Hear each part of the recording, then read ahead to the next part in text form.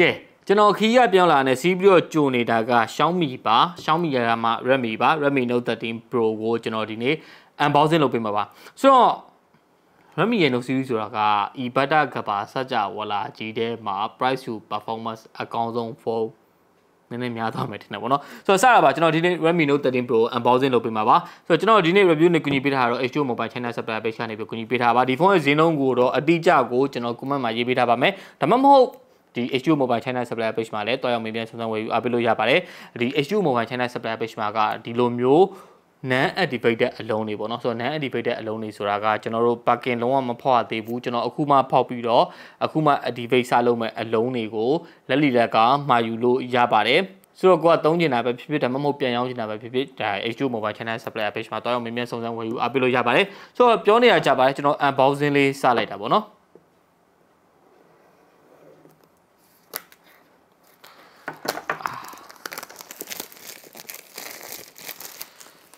Okay,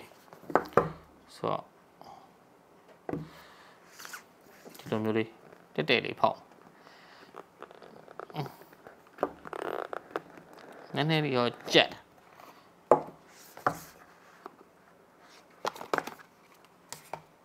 Okay,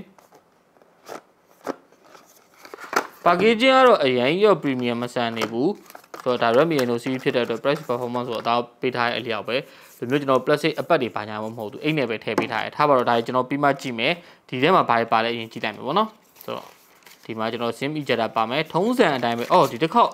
cover လေးတော့သူတို့ပြောင်းလဲလုပ်ထားရပါတော့ဆိုတော့ဒါဒီတော့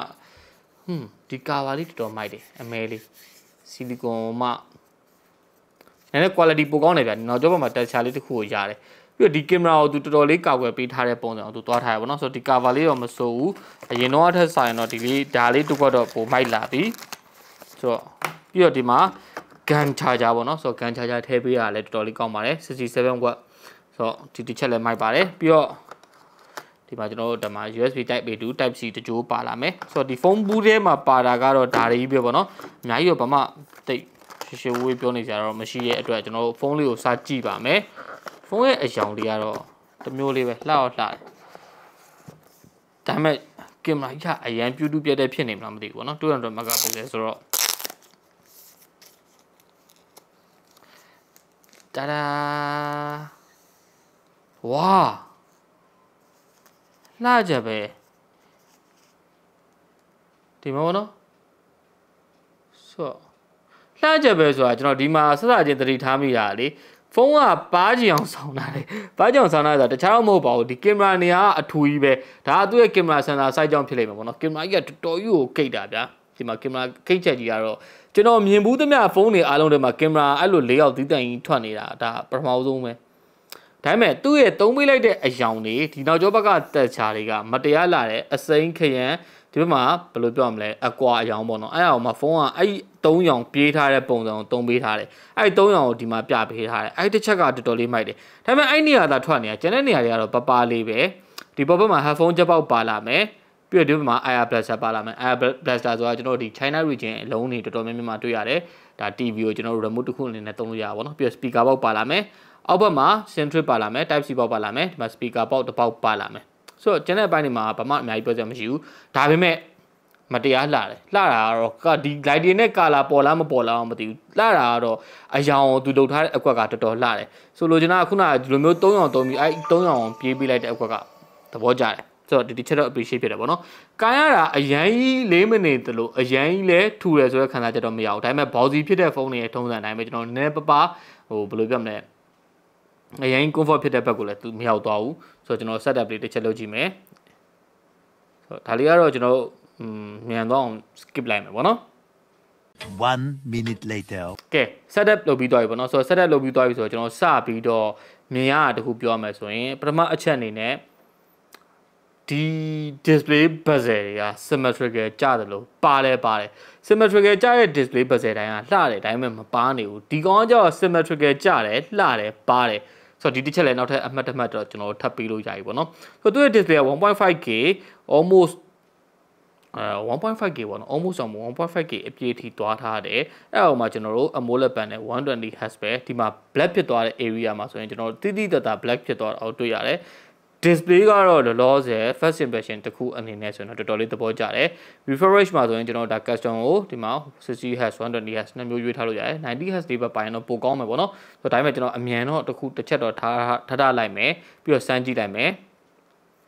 display ဘက်မှာတခြားဟာတွေတော့အများကြီးပြောစရာတော့မရှိဘူး Xiaomi ဆိုတဲ့အတိုင်းပဲ setting ကနှစ်ခုလောက်သွားနေရတယ်ပေါ့နော် display ထဲမှာ setting မစုံဘူးကျွန်တော်ဒီဘက်ဟို always on မှာကျွန်တော်ဒါ online နေပါလာမယ် sleep တွေ notification ပါညာ effect တွေပေါ့နော် okay ထားပါတော့ဒါတွေကတော့ကျွန်တော်တို့နောက်မှပဲ click လို့ရတယ်ဒါပေမဲ့ wallpaper ကိုကျွန်တော်တစ်ချက်လေးပြောင်းကြည့်လိုက်မယ်ပေါ့နော်သူရဲ့ color တကယ်ဘယ်လောက်ထိပိုမိုက်လဲတစ်ချက်သိကျင်လို့ပေါ့နော်ဒါမျိုး color ဆုံးတာတစ်ခုထားလိုက်အိုး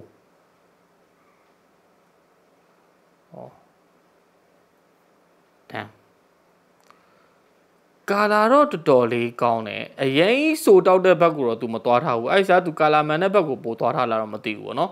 ဆိုတော့ကာလာတော့တော်တော်လေးကောင်းပါတယ် resolution လည်းများတယ်ဆိုတော့ဒီ display ပိုင်းနဲ့ပတ်သက်ပြီးဘာမှအများကြီးပြောနေစရာတော့မရှိတော့ဘူး battery ပါချက်ကတော့တော်တော်လေးလာတယ်ပြီးတော့ဒီဘက် base frame တွေအကုန်လုံးရှင်းနေတာ Redmi Note 12ထပ်တောင်မှကျွန်တော်သူ့ရဲ့ design ကိုပိုကြိုက်တယ် fancy မဖြစ်နေဘူးလုံးဝဟိုဘယ်လိုပြောမလဲ main ကလေးပဲကန်ကန်ရောကြလေးပဲကန်ကန်သဘောကျလောက်မဲ့ဘက်ကိုသူသွားထားတယ်တခုလေးပဲဒီကင်မရာက200 megapixel တုံးထားလို့ပေါ့နော်ဒီကင်မရာ၄အောက်ကြီးတွေကအရန်ကြီးပြူပြဲပြီးတော့ထွက်တယ်၄အောက်ကထွက်တာမဟုတ်ကင်မရာစင်ဆာကြီးကထွက်တာပေါ့နော်ဒါပေမဲ့ဒါကိုသူဘေးနာမထိခိုက်အောင်တော့ပြန်ပြီးတော့ကာကွယ်ပေးထားတယ်တိုးတော့လေဒီပုံမှာကျွန်တော်ဟင်းအိုးနှစ်အိုးလောက်တည်လို့ရတယ် Gasmi ပို့လေးနဲ့Okay ဆိုတော့ကျွန်တော်တခြားဘိုင်းတွေဆက်ပြောလိုက်အောင် performance ဘိုင်းမှာသူက Snapdragon 7S Gen 2ကိုသုံးလာတယ်ပေါ့နော်ဆိုတော့ 7S Gen 2က 7 Plus Gen 2လောက်တော့မကောင်းတာဖြစ်တဲ့အတွက်သူ Redmi Note 12 Turbo လောက်တော့သူ performance ထွက်မှာမဟုတ်ဘူးတိုးတော်လဲသူ့ရဲ့တကယ်ကောင်းတဲ့အပိုင်းကအဲ့ performance တက်ဆိုင်ကင်မရာဘိုင်းမှာသူသွားကောင်းနေတာဆိုတော့ performance ဘိုင်းကလည်းကျွန်တော် Redmi Note 13 Turbo အဲ့လောက်မှပဲဟိုဒီ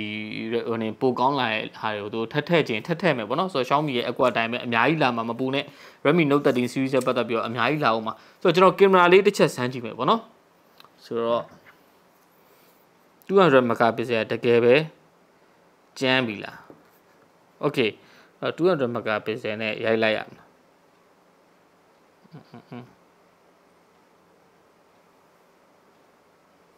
ဆိုတော့ဟောဒီမှာ200 map တန်းတန်းဆိုတာ200 map နဲ့ရိုက်လိုက်တဲ့ပုံပေါ့နော်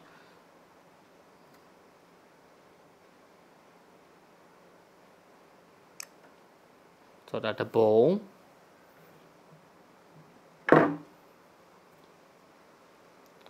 200 map တည်းရဲ့ပြဿနာ focus ပဲဗျာဒီမှာနှာခေါင်းအဲ့သူ့နှာခေါင်းလည်းနည်းနည်းတော့ချွန်တာပေါ့နော်ဆိုဒီနှာခေါင်း focus သူလွတ်သွားတယ်ပေါ့နော်ဒီနားလေးမှာတွေ့လိမ့်မယ်ပေါ့နော်ဒါပေမဲ့ဒီနားရေသွားမိရဒီနားရေ focus အကုန်မိရပေါ့နော်ဆိုကင်မရာပိုင်းကတော့200 megapixel ဖြစ်တယ်ဆိုပေမဲ့မနစ်က Redmi Note 12 Pro Plus လိုမျိုးဖြစ်သွားအောင်မလားဆိုတာကကျွန်တော်နည်းနည်းလေးတော့စောင့်ကြည့်ခြင်းသေးတယ်တခြားနောက်ထပ်တစ်ပုံလောက်တော့ထည့်ရလိုက်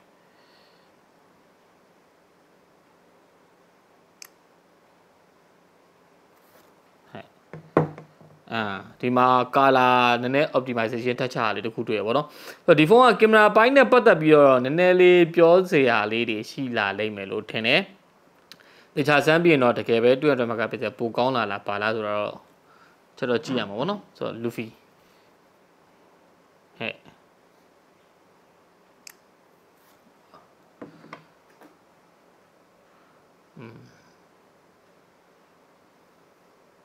နည်းနည်းလေးတွေတော့ဟိုပြောစရာလေးတွေတော့ထွက်လာအောင်မှထင်တယ်ဆိုတော့ဒီမှာ200 megapixel ဖြစ်သွားတဲ့အတွက် crop ကို 4H နဲ့ပါညာတော့လုပ်ထားတယ်ပေါ့နော်အဲ့ technology ကတော့ဒါအများကြီးပြောစရာမလိုသေးဘူးကျွန်တော်ဒါ Redmi Note 13 Pro Plus ကြာရင်လည်းပြောဖို့ရှိတယ်ဒီကောင် review ကြာရင်လည်းပြောဖို့ရှိတယ်ဆိုတော့အဲ့ဟာကြီးကနောက်မှပဲကျွန်တော်ပြောတော့မယ်ဆိုတော့တခြားအပိုင်းတွေမှာဆိုရင်ကျွန်တော်တို့ Google service ရလားမရလားဆိုတော့တစ်ချက်ကြည့်ပေးပါမယ်ဆိုတော့ဒီမှာတခြားအပိုင်းတွေမှာတော့ဒီလိုမျိုးကျွန်တော်တရုပ်စာလေးနဲ့ဘာမှညာမှမသိနှိပ်ရတဲ့ဟာမျိုးလေးရတော့ရှိတတ်ပါတယ်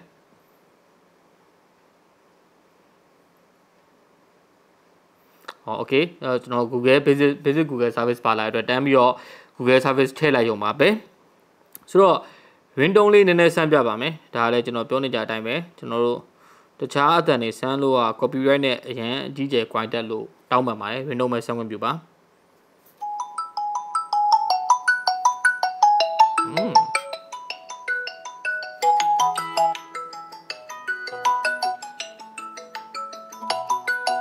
balance တော့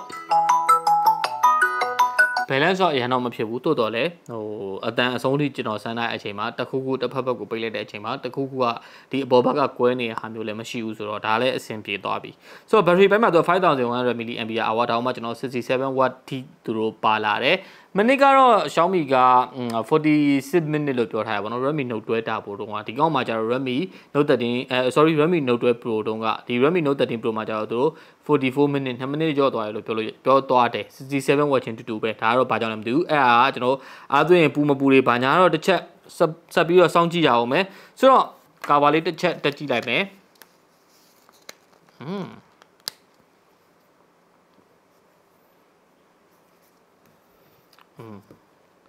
ခုနလှနေတဲ့ဟာလေးပျောက်သွားတယ်လို့ပဲဒီကင်မရာလေးပဲတစ်ခုပဲကျန်ခဲ့โอเคဆိုတော့